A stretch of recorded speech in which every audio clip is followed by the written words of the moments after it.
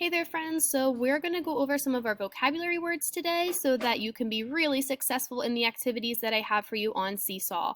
First up is our vocabulary word dash. So if you remember, dash can be a verb, it can be an action word that means to move very quickly, and dash can also be a noun that means a small amount. So if you look down at my pictures here on my vocab card, I have our friend from The Incredibles, and he's on here because he's able to dash and move very quickly. And I also have a picture of somebody adding a little bit of, it looks like salt, like a sprinkle of salt to some kind of food that they have. So some synonyms, if I look up here, for the action verb would be to rush or to run or to sprint. An example might be, I had to dash to catch the bus because I woke up late. And for the noun, a synonym could be a sprinkle or a bit of something. For example, I put a dash of salt in the soup. I'm going to move on to our next word. Our next word is sealed. So if you guys remember, sealed has a couple different meanings. I'm actually going to move right down here to my picture. So my first picture, I have a picture of an envelope that is sealed. So if you guys remember talking about sealing envelopes, that means that you have to lick it or there's a sticky part of it and then you shut the envelope. Whenever you shut something and it is sealed, it is hard to open. If you shut something with glue or with something sticky, it's not going to open up very easily. So there's one example of sealed. This next one, in my classroom, we talked with our friends about our floor and how our floor is super shiny. And that's because in the summertime, Mr. Rob cleans our floor and then he seals it up with a coating of wax, and that leaves our floors nice and shiny. So what he did, this is showing just a picture of applying a seal coating to something, kind of like our shiny floors when Mr. Rob does that.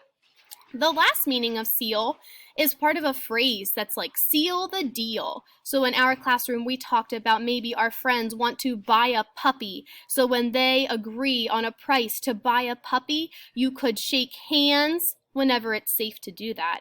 And that means that you have made a deal. The deal is sealed and you have agreed on something.